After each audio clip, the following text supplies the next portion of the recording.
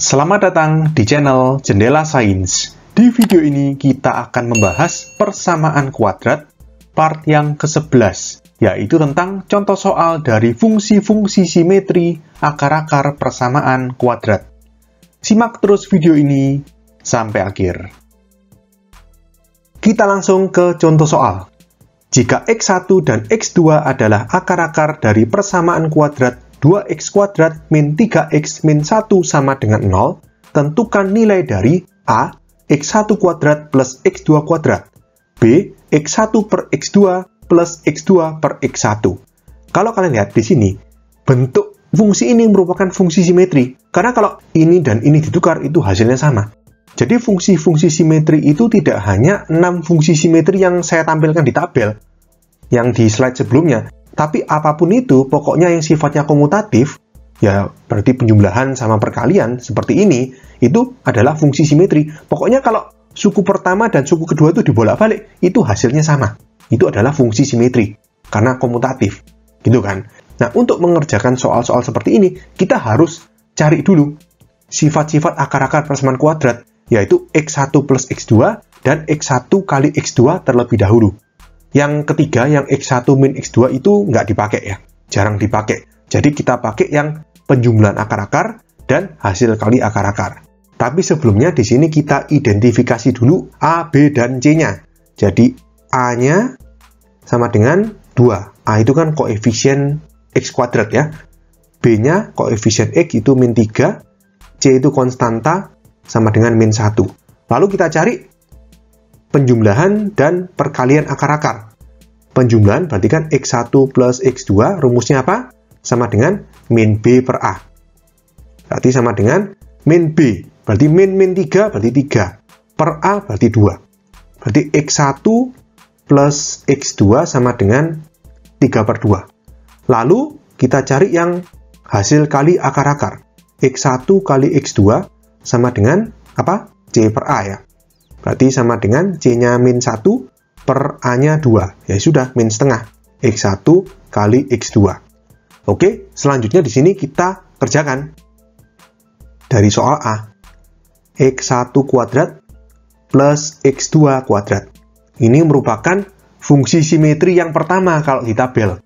Ini langsung kita pakai rumusnya. Sama dengan dalam kurung X1 plus X2 dikuadratkan min 2x1 x2. Sama dengan, nah, x1 plus x2 kan tahu tadi, sudah kita dapatkan 3 per 2. Jadi kurung 3 per 2 dikuadratkan min 2 kali x1 x2 itu min 1/2. Oke, berarti sama dengan 3 per 2 dikuadratkan 9 per 4. Ini 2 dan 2 dicoret, jadi tinggal min 1 atau plus 1. 1 itu 4 per 4. 9 per 4 plus 4 per 4, 13 per 4. Jadi x1 kuadrat plus x2 kuadrat sama dengan 13 per 4. Jadi kita dapatkan jawaban soal A, x1 kuadrat plus x2 kuadrat sama dengan 13 per 4. Kita ke soal B. Soal B itu x1 per x2 plus x2 per x1. Ini merupakan fungsi simetri meskipun nggak ada di tabel. Terus gimana kalau nggak ada di tabel? Ya gini tipsnya, kalau misalkan pecahan, kita samakan penyebut. Jadi ini per, bawahnya berarti x2 kali x1 ya. Yang atasnya berarti x1 kuadrat plus x2 kuadrat. Berarti sama dengan x1 kuadrat plus x2 kuadrat itu jawaban soal A. Boleh kita pakai 13 per 4 langsung. Per x2, x1 itu sama aja dengan x1, x2. Kan komutatif ya. Berarti ini min setengah. Min 1 per 2. Berarti kita kali balik ya. Berarti sama dengan 13 per 4 dikali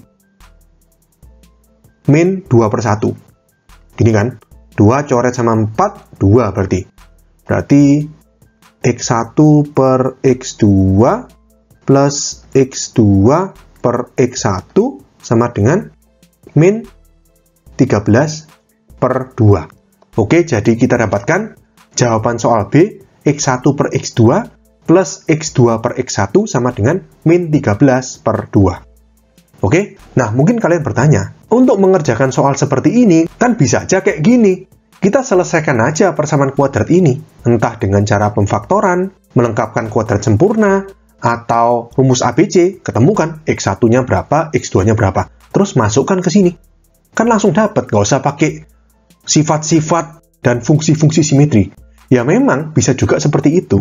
Tapi gini, oke, kalau misalkan hasilnya itu gampang, jadi pakai pemfaktoran bisa, akar-akarnya itu merupakan bilangan bulat atau pecahan yang sederhana, nggak terlalu masalah kalian pakai cara itu. Tapi kalau misalkan akar-akarnya itu nggak bisa difaktorkan, harus pakai rumus ABC, terus hasilnya itu angkanya jelek, ada akar-akarnya, X1-nya itu misalkan min 1 plus akar 3 per 2, kan rumit seperti itu. Kalian masukkan ke sini, X1-nya bentuknya ada akar-akarnya, X2 juga ada akar-akarnya. Kalian kuadratkan, apalagi ada pecahan, kalian perlu rasionalkan lagi dan sebagainya macam, itu pasti akan lebih memakan waktu daripada kalian ngerjakan pakai cara seperti ini. Ngerti ya? Jadi cara ini, pakai sifat akar-akar dan fungsi-fungsi simetri, itu pada dasarnya seperti kita bypass.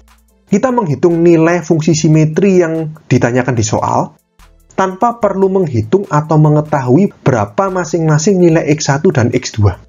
Jadi intinya itu seperti membypass. Tidak perlu tahu berapa nilai dari akar-akar masing-masing, langsung jawab soalnya. Ngerti ya? Nah, terus saya ingin menjelaskan. Waktu di tabel fungsi simetri kan, ruas kirinya fungsi simetri, lalu ruas kanannya kan dijabarkan menjadi bentuk yang lebih kompleks. Contohnya seperti ini. Tapi waktu itu kan saya kasih catatan, bentuk di ruas kanan, meskipun lebih kompleks, itu mengandung bentuk sifat-sifat akar-akar persamaan kuadrat, yaitu sifat penjumlahan, X1 plus X2, dan sifat perkalian, X1, X2. Nah, inilah gunanya. Tadi, dari persamaan kuadrat ini, kan kita hitung dulu, X1 plus X2 dan X1 kali X2. Kita dapatkan nilai eksaknya masing-masing, 3 per 2 sama min setengah. Jadi, ketika di fungsi simetri, kita ubah menjadi ruas kanan, mengubah menjadi bentuk yang mengandung penjumlahan dan perkalian akar-akar persamaan kuadrat, maka nilai yang kita dapatkan, nilai eksak ini, bisa masuk ke sini, sehingga ini bisa dihitung. Ngerti ya? Tanpa menghitung berapa X1, berapa X2.